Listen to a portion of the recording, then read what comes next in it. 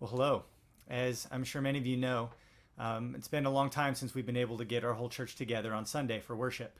In fact, March 15th was the last time on a Sunday morning we were able to meet at the Carnegie Building and have corporate worship.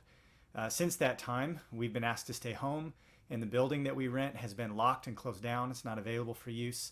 And so we've been live streaming worship from my home over the internet to your home every Sunday. It's been 10 weeks of that. It's hard to believe sometimes. 10 weeks of this new sort of normal. But we're excited to announce that this Sunday, we're hoping to do things a little differently. This coming Sunday, which will be May 31st, our plan is to have the whole church gather for an outdoor worship service at the home of Joe and Mary Harvey. And here's how that's going to work.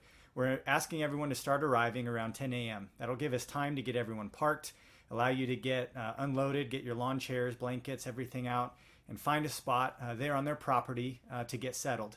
Maybe give you a few moments to greet those that you haven't seen in a while. I think it's going to be a special day. And then at 10:30, we'll begin our normal worship service, the same that we would typically do indoors at the Carnegie Building. So some of you may be wondering, how does this work? Are we really able to get the whole church together? And the answer is yes. We are able to get the church together outdoors, provided we maintain that 6 feet of distance that's being recommended.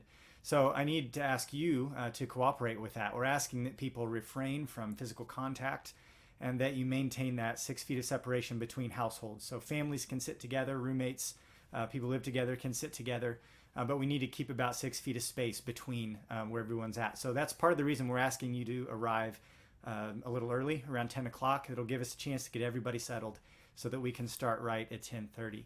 Now, I know there are some of you who, because you're at higher risk, you will not be able to join us. So unfortunately, we won't be able to live stream this worship service, but we will be making a recording of the service. And that'll be a video recording, and it will include congregational worship and the sermon and everything, the whole service.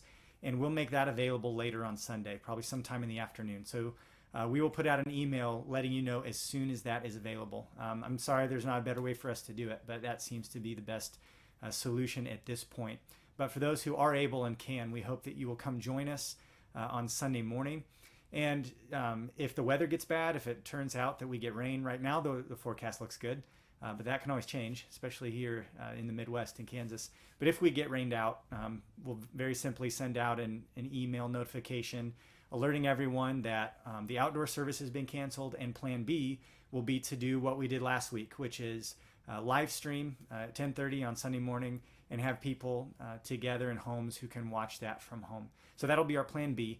But Lord willing, we are planning to have everybody together at the home of Joe and Mary. We're really appreciative of them letting us use their property and park on their grass and sit in their big backyard. So I'm looking forward to that. I'm eagerly looking forward to seeing each of you face to face and getting a chance to worship the Lord together. So we'll let you know as we get closer if anything changes, but we hope that you'll join us on Sunday for the first time in a long time that we'll be able to be all together.